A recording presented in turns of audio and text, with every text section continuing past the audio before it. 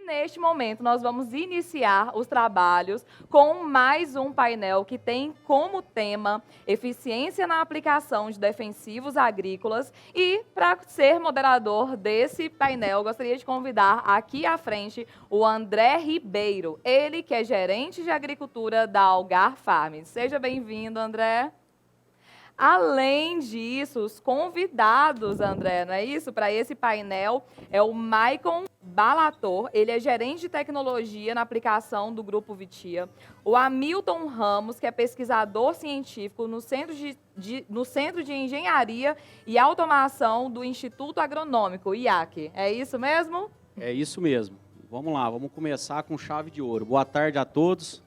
Gostaria de saudar o nosso professor, doutor Hamilton, o Maico, do Grupo Vitia, né? Sejam todos bem-vindos. É um tema muito importante, é um tema que gera muita discussão, muito dinâmico, e eu não tenho dúvida nenhuma que vai ser uma discussão de muito aprendizado e, com certeza, nós vamos sair daqui preparados aí para a próxima safra. Certamente. Eu quero agradecer também, inclusive, a você que está assistindo essa transmissão. Já se inscreva no canal da Farm Show, deixa aquele joinha e compartilha com seus amigos, seus colegas, com os produtores rurais, nos grupos aí de WhatsApp da vida. E vamos que vamos! Então vamos lá, obrigado. Como dito, é um prazer recebê-los aqui. Gostaria de saudar o Maico e o professor Dr. Hamilton. O tema ele é muito relevante, é um tema muito importante em função de todas as mudanças que a gente enfrenta hoje no dia a dia aí no agro, né? Realmente tem muitas particularidades, a gente sabe das inovações que o mercado vem trazendo praticamente diariamente aí no que diz respeito ao tema que será abordado. Então eu gostaria nesse momento de passar a palavra para o Dr. Hamilton, para que ele possa fazer uma explanação aí voltado à tecnologia, né, de aplicação e posteriormente ao Maico. Vocês fiquem à vontade, a gente vai seguir aí com as perguntas mais adentro. Boa tarde, André. Boa tarde, Maicon. Obrigado aí pelo convite de poder estar discutindo um pouco sobre tecnologia de aplicação. Vocês dois me conhecem bem, sabem que dos 35 anos de carreira, 35 anos de formado como agrônomo, na vida eu nunca tive que trabalhar, porque faz 35 anos que eu faço o que eu gosto, que é trabalhar com tecnologia e segurança na aplicação. Vai ser um prazer aí, essa meia hora, nós podermos trocar uma ideia sobre esse assunto. Muito obrigado, Maico. Boa tarde a todos, boa tarde, André. Boa tarde, Hamilton. Em nome do Grupo Vitia, é um prazer estar aqui realizando esse debate com vocês. Obrigado aí a todos os nossos colegas que estão nos assistindo pela plataforma, pelo YouTube. E conforme o Dr. Hamilton falou, né, será muito prazeroso discutir desse tema tão relevante que é a eficiência nas pulverizações de produtos fitossanitários. Muito bom, obrigado. É sempre um prazer poder falar com vocês. Para que a gente possa começar o nosso painel aqui, eu vou começar com algumas perguntas. E a primeira pergunta, ela vai ser direcionada para o Dr. Hamilton, né? Então, eu queria te fazer uma pergunta aqui, Dr. Hamilton. Qual a sua percepção em relação à distribuição... um minuto. Qual a sua percepção em relação ao baixo volume de cauda no manejo com fungicidas, inseticidas e herbicidas nas culturas de cereais e fibra, e se isso é um problema ou uma solução? É um tema que a gente tem discutido muito e que dá, na realidade, muita particularidade, e eu queria entender aí um pouco qual a sua visão, qual a sua percepção em relação a esse tema. André, esse é um tema que tem estado na maior parte dos eventos, na maior parte das discussões que eu tenho visto. É um tema bastante moderno, mas eu tenho uma opinião bem cética sobre isso, que é volume de cauda não é objetivo, é consequência. tá? Então, o volume de calda depende de como você regulou seu pulverizador, depende daquilo que você precisa fazer. Então, o importante numa pulverização é cobertura. Que cobertura do alvo você precisa? E essa cobertura depende de alguns fatores, entre eles, volume de calda.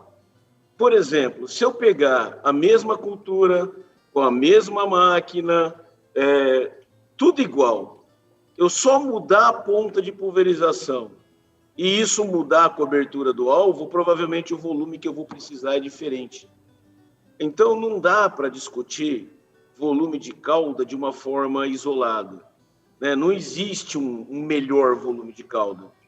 O que existe é o que o seu pulverizador consegue fazer com eficácia. É isso que a gente tem que começar a discutir.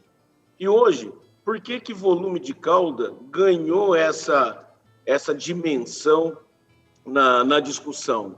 Porque ele está diretamente ligado ao custo de pulverização.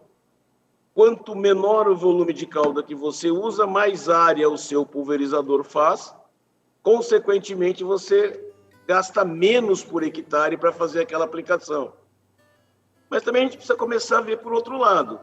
Por exemplo, você fez em menos tempo, só que aí o seu controle não ficou bom e ao invés de fazer uma pulverização, você tem que fazer 2 por safra porque não teve uma cobertura adequada do alvo. Isso foi uma economia ou esse foi um custo extra? Né? Então, outra coisa, nós estamos reduzindo tanto o nosso volume de calda hoje em algumas situações. Cansei de ver, por exemplo, no Mato Grosso, algumas aplicações aí com 20 litros por hectare, em algodão, colocando 6 a 8 produtos no tanque. Isso muda muita coisa na máquina, porque você muda a viscosidade, por exemplo, da calda. Muitas formulações, elas não são pensadas, elas não são feitas para trabalhar com volumes muito pequenos. Alguns pulverizadores têm dificuldade na agitação dessas caldas. Eu começo a ter alguns problemas que eu não teria com volumes maiores. Por exemplo, quando a gente pensa em agitação de calda, por exemplo, ninguém se preocupa com sais, porque sal forma uma solução e essa solução é estável num par em filtro, por exemplo. Só que quando todo sal tem um índice de saturação, a partir do qual ele não se dissolve mais. E ele deixa de se comportar como um sal dentro do tanque para se comportar como um pó. E aí você pode começar a ter algumas interferências negativas nesse sistema. Então, não dá para a gente falar, e por aí vão N outras funções, N outras atividades que a gente pode citar, onde o volume de calda pode interferir. Então, o que eu costumo dizer é o seguinte: qual é o menor volume de calda que você consegue aplicar com qualidade? Isso depende de máquina, isso depende do número de produtos que você está pondo dentro do tanque, da formulação desses produtos, depende de um monte de fatores. Por isso que não existe um melhor volume. Muito bom, obrigado. Mas realmente é uma discussão muito particular, muito dinâmica, e a gente sabe o quanto isso contribui para o nosso dia a dia e, pelo que a gente entende, vai ser sempre uma discussão que nunca vai deixar de ser particularidade no tema, né? Pensando agora aqui em mais uma pergunta, que eu vou direcionar aí para você, Hamilton. Qual a melhor estratégia para atingir o bacheiro das culturas, seja ela soja, algodão, milho, entre outras, pensando em manejos com fungicidas, inseticidas na fase reprodutiva, em função do alvo, né, em função da cultura já se encontrar fechada? Então eu queria ouvir aí sua opinião em relação à melhor estratégia para atingir esses alvos, o bacheiro no caso. Vamos dizer que pulverização nenhuma faz milagre. Tá? Então, o que nós podemos fazer é adotar algumas estratégias facilitando essa penetração. Então, a primeira delas, sem sombra de dúvidas, é trabalhe com gotas finas. Aí alguém vai falar o seguinte: bom, mas Como que eu posso trabalhar com gotas finas numa região, por exemplo, onde eu tenho temperaturas mais elevadas ou onde eu tenho umidades relativas mais baixas? Pulverizador já é vendido com diferentes espaçamentos entre bicos, que é para possibilitar essa adequação.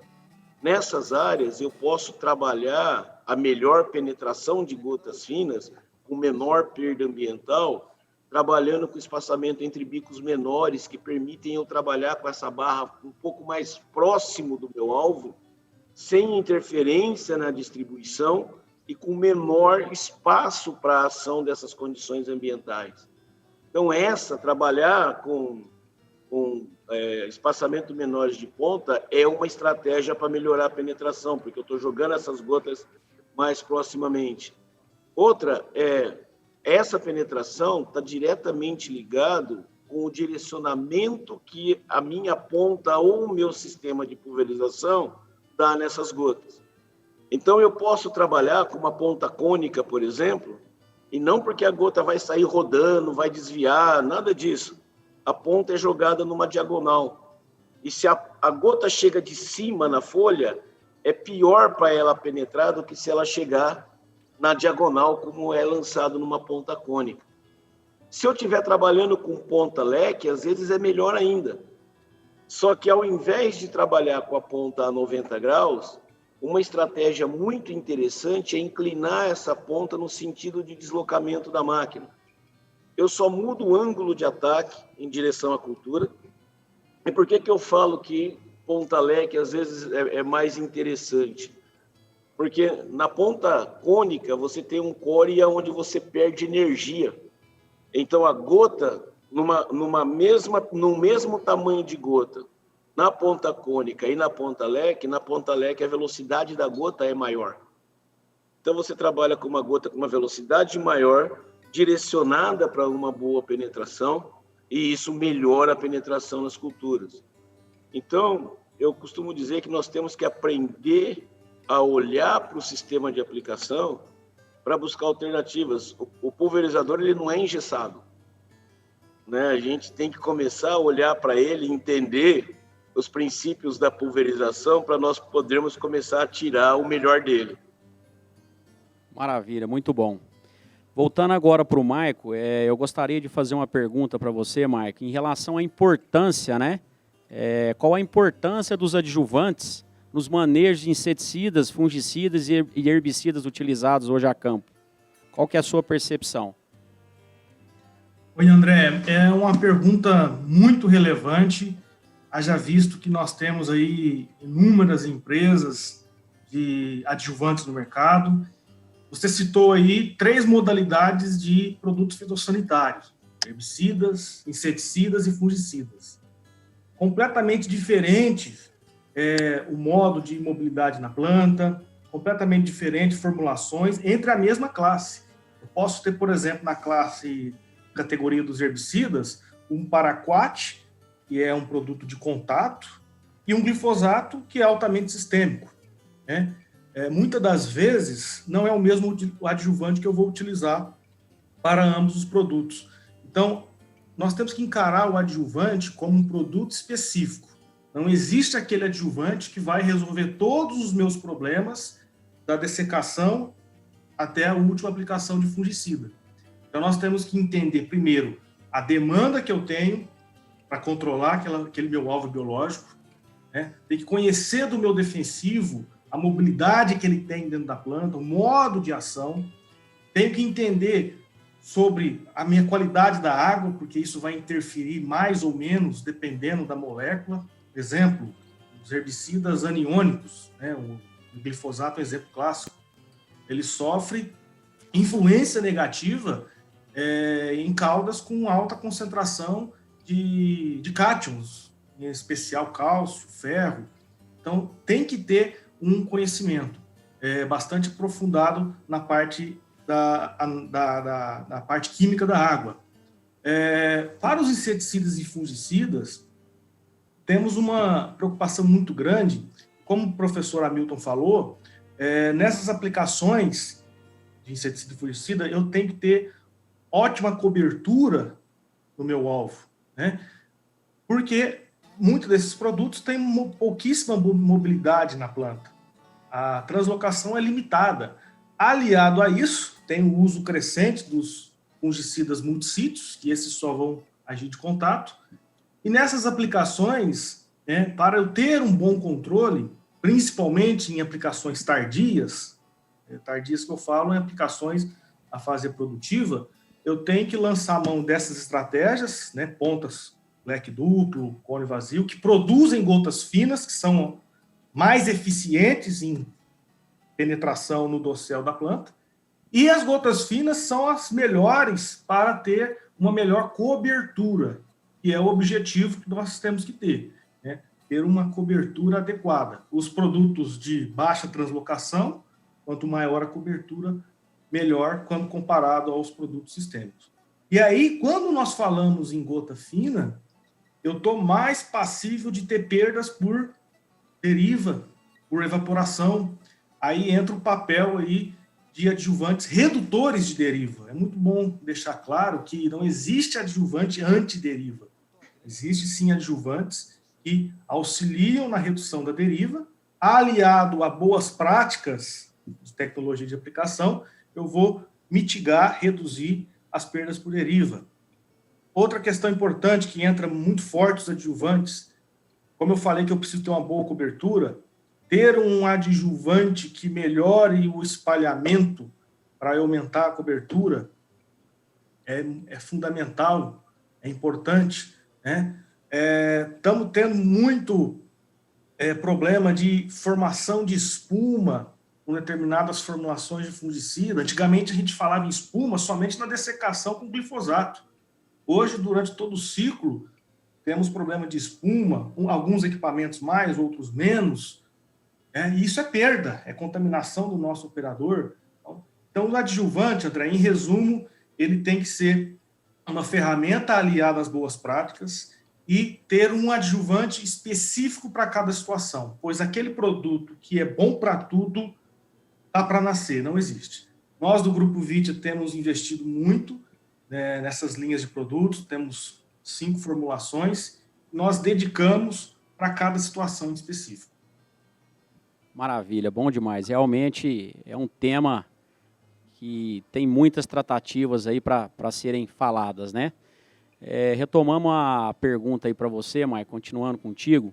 Muito tem se falado em aplicações de biodefensivos, né, em culturas anuais, para melhorar a sustentabilidade do sistema, redução de custo, né? Eu queria entender aí de você qual a importância da tecnologia de aplicação nesta modalidade, tendo em vista, né, que são biodefensivos. Qual que é a sua percepção em relação a esse tema? André, ótima pergunta. Biodefensivo hoje é realidade, não é tendência. Já é realidade, já faz parte do insumo do produtor brasileiro, tá? Nós, como produtores de biodefensivos, né, nós temos aí uma indústria, a Biovalens, que produz biodefensivos desde o tratamento de semente até as pulverizações foliares.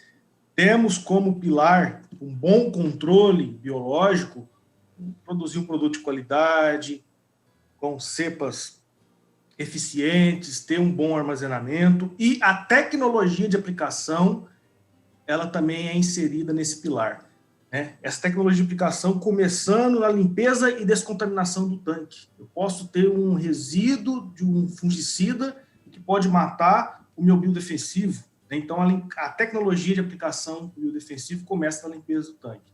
Além disso, nós temos que tratar o biodefensivo, né, como um produto de contato, como um fungicida multissítio, né? Então, muitas das vezes, o biodefensivo vai agir de contato no meu inseto praga ou na minha doença. Então, vai de encontro com o que nós acabamos de falar.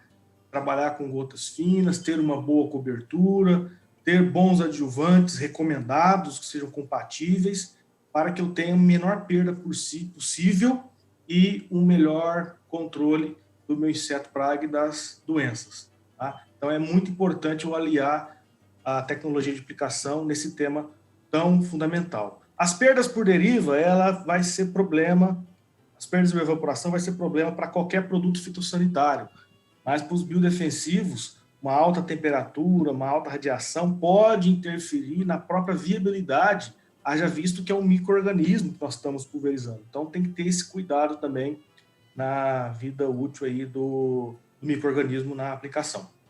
Maravilha, bom demais. Hamilton, agora é contigo. Em relação às vantagens e desvantagens dos tamanhos de gotas, né, que é um ponto hoje que também a gente vê que realmente é muito relevante, muito dinâmico, né, e que existe muita particularidade. Comente para nós, por favor, sobre as vantagens e desvantagens dos diversos tamanhos de gotas. É lógico que isso aí é muito particular em função da aplicação que está sendo feita, seja lá fungicida, inseticida, herbicida. Então, eu queria entender um pouco melhor aí a sua visão. Queria que você comentasse com a gente sobre esse tema. André, tamanho de gota está diretamente ligado com penetração no alvo. Tá? Existe uma regrinha muito prática na seleção de tamanho de gotas, e diga-se de passagem, tamanho de gota é a primeira coisa que se seleciona numa ponta de pulverização. Antes de saber se eu vou usar leque duplo, cone, eu tenho que entender qual o tamanho de gota eu tenho que usar para aquela aplicação. Tá? E existe uma regrinha muito prática de se trabalhar isso, que é o seguinte: olha da sua ponta para onde a sua gota tem que chegar. Quanto mais difícil de enxergar, menor vai ser o tamanho da gota. E quanto mais fácil de enxergar, maior vai ser o tamanho da gota. Então, pensando dessa forma, não existe, por exemplo, aplicação de herbicida no solo com gota fina. Porque quando você olha da sua máquina para o solo, é fácil de você enxergar. Da mesma forma que não existe uma aplicação para controle de ferrugem, por exemplo, para uma soja aí no R1 ou alguma coisa desse tipo, com gota grossa. Tá? Por quê? Porque gota grossa não penetra na planta. Aí alguém vai falar, puxa, mas olha, eu coloco o papel hidrossensível lá embaixo, eu consigo coletar gotas. Consegue, mas observa se eu coletou alguma gota grossa. Né? Gota grossa para em cima na planta. Como uma ponta não produz um tamanho só de gota, ela produz um espectro de gotas, então eu tenho gotas de diferentes tamanhos numa mesma pulverização, aquela parte de gota fina que compõe a pulverização é capaz de chegar lá embaixo. Né? Então, você pode ter o seguinte, olha, você pode ter uma aplicação ruim sem perder uma gota, com 100% da sua cauda parando na planta. Se você está controlando uma ferrugem, por exemplo, com uma gota extremamente grossa, praticamente todo o seu volume de pulverização, que você não vai perder nenhuma gota, 100% daquilo que você aplicou chegou no alvo. Só que vai chegar onde? Vai chegar no ponteiro e não vai chegar no seu verdadeiro alvo, que são as folhas do bacheiro, por exemplo. Então, muitas vezes, e hoje, nós temos aí a agricultura de precisão tomando o mercado. Eu digo sempre para os meus alunos, para as pessoas com quem eu me relaciono, o seguinte: nós estamos hoje muito preocupados com a agricultura de precisão e estamos esquecendo de nos preocupar com a precisão na agricultura. Porque se você fizer uma aplicação com ferrugem, com 80 litros por hectare, com 60 litros por hectare, né? Com um piloto automático, GPS, pode colocar o que você quiser na sua máquina. E você selecionar uma ponta que produz uma gota ultra grossa, você matou toda aquela tecnologia. Porque você selecionou mal a ponta que está ali. E a hora que você pega o relatório do seu controlador, você é muito bom, porque o seu objetivo não é proporcionar uma cobertura no alvo, como disse o Maicon agora há pouco, mas é jogar 80 litros por hectare, é jogar 100 litros por hectare. Isso você fez. Mas qual que é teu objetivo? É jogar bem 80 litros ou é controlar a ferrugem? Tá? Então, a gente precisa começar a entender esses objetivos. E seleção de tamanho de gotas se faz dessa forma. Quanto mais fácil, mais fina a gota. Vou pegar um pouco o gancho do Maicon. Olha, mas, Hamilton, eu estou trabalhando, de novo, numa situação onde eu tenho a temperatura mais elevada, onde eu tenho probabilidade de evaporação, com umidade relativa mais baixa. Eu não posso trabalhar com uma gota muito fina. Eu vou trabalhar com uma gota um pouco mais grossa, e a hora que eu olho lá na parte de baixo da minha planta, a cobertura não está adequada. Qual que é a opção que o técnico pode ter? Olha, ao invés de eu reduzir mais o tamanho de gota, eu posso trabalhar com um bom espalhante, onde essa cobertura vai ser dada pelo adjuvante que eu estou trabalhando e não mais pela redução do tamanho de gota.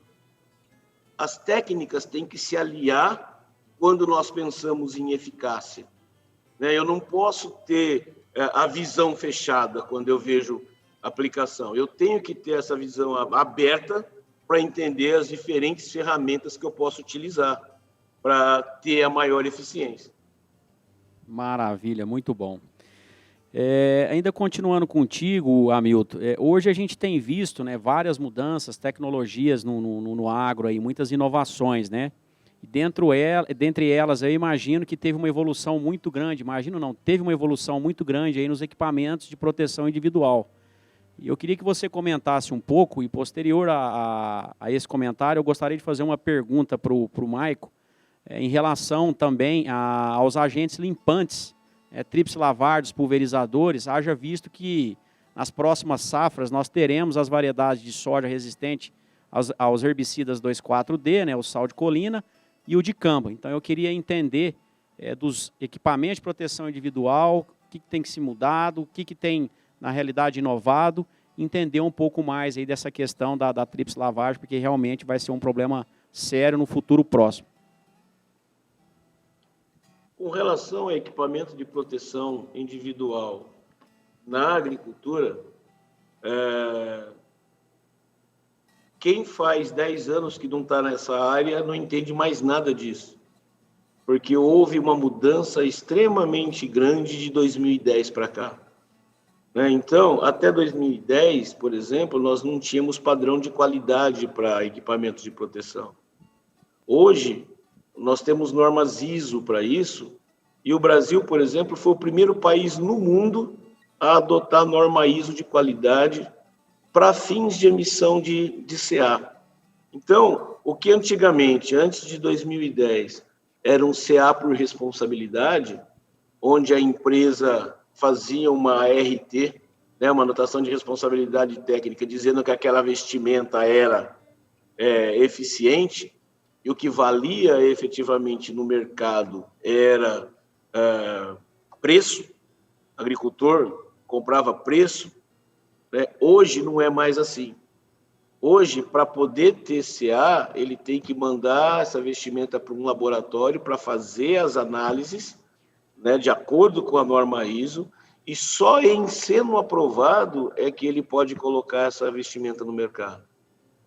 E é importante passar para quem trabalha nisso, que nós temos hoje vestimentas de pulverização com 2 níveis de proteção. Essa vestimenta de hidrorrepelente que a gente está acostumado a trabalhar é a nível de proteção C2, para uma média exposição. E nós temos as vestimentas de nível C3. E a C3 pode ser ainda dividida em 2 partes. C3 para preparo de calda, onde ela é testada com produto concentrado e por um espaço de tempo menor, porque se pressupõe que ele vai trabalhar com um produto concentrado, mas por pouco tempo. Existe o C3 para produto diluído, que é para pulverização com alta exposição, né? Então, no laboratório, elas são ensaiadas diferentes. Então, isso faz com que hoje você, por exemplo, no mercado, você só costuma entender, a maior parte dos agricultores e técnicos, eu tenho vestimenta de proteção para tratorizado e vestimenta de proteção para costal. E a diferença é que a costal tem um reforço na perna. Hoje, você pode ter algumas situações né? Olha, eu vou entrar no meio da soja para fazer uma aplicação ou alguma coisa do tipo, e essa soja está molhada, isso pode molhar a minha vestimenta. Eu posso ter um reforço ali que também é nível C2, ou eu posso ter um reforço que é nível C3. Então, não dá para a gente discutir todas essas evoluções, mas o Brasil hoje é modelo dentro dessa qualidade. Nosso laboratório, por exemplo, no IAC, nós fazemos ensaios de vestimenta para a França, fazemos ensaio de vestimenta para a Índia, fazemos ensaio de vestimenta para a Espanha, e agora estamos ajudando, acabamos, né, na realidade, de auxiliar a França a colocar dentro do país um programa de qualidade de equipamentos de proteção que eles não tinham. Então, hoje, sabendo escolher bem, o agricultor brasileiro está muito bem protegido em função dessas mudanças de legislação e normas que nós tivemos nos últimos 10 anos. Maravilha, muito bom. Parabéns aí pelo Instituto Agronômico de Campinas e não tem dúvida nenhuma que é uma fonte de aprendizado para nós aqui. Gostaria que o Maico respondesse essa pergunta em relação aos novos herbicidas, né, as limpezas de máquinas, para que a gente possa dar continuidade aqui no painel. André, sobre limpeza e descontaminação do tanque, né, a gente tem que levar em consideração não só esse procedimento para evitar fito, mas também a limpeza mantém a vida útil da máquina, ela nos dá mais garantia na calibração desse equipamento, né? E com a vinda dessas variedades, o desafio vai ser muito grande. O doutor tem que ficar muito atento, pois qualquer resíduo, né, quantidades mínimas aí desses herbicidas podem trazer vários prejuízos para a cultura sensível, né? Então, as empresas fabricantes estão realizando os treinamentos focado nesse trabalho de trips lavagem. É importante seguir o procedimento da trips lavagem. Existem produtos, agentes limpantes para contribuir, haja visto que muitas das vezes esses herbicidas vão ser associados com outros, né? Aí o desafio vai ser maior. Então temos que ter isso em mente, como um agente limpante ser algo para melhorar esse processo de descontaminação. E eu vou mais além. Além da limpeza do tanque, né, da trips lavagem para esses herbicidas, a tecnologia de aplicação, principalmente voltada para a redução de deriva e evaporação, vai ser muito mais cobrada, né? Vai ser muito mais cobrada. Na correta escolha do tamanho de gota, do espectro de gotas, igual o Hamilton falou, o primeiro parâmetro para escolher a ponta é o tamanho de gota, né? Então nós vamos ter que tomar um cuidado muito grande nesse posicionamento da melhor tamanho de gota, horário de aplicação, uma estratégia que o Hamilton comentou, de repente trabalhar com pulverizadores que já tem um espaçamento reduzido para trabalhar com a barra um pouco mais baixa. Então tudo isso vai ser bastante desafiador nos próximos anos com essa nova realidade, nova tecnologia. Maravilha, bom demais. Nós teríamos uma tarde inteira para poder ficar aqui tratando o tema. Realmente é um tema com muita particularidade, é muito dinâmico, mas infelizmente nós fechamos o nosso prazo, né? E eu gostaria aqui mais uma vez de agradecer o Dr. Hamilton, o Instituto Agronômico de Campinas, o Maico, o Grupo VIT aí, pela oportunidade, agradecer pela parceria também. E para nós, com certeza, as contribuições foram excelentes e eu não tenho dúvida nenhuma que esse ainda vai ser um conteúdo, um tema que todo dia nós vamos estar discutindo em função da relevância. Então, muito obrigado a todos, uma boa tarde e finalizamos aqui o nosso painel. Um abraço a todos.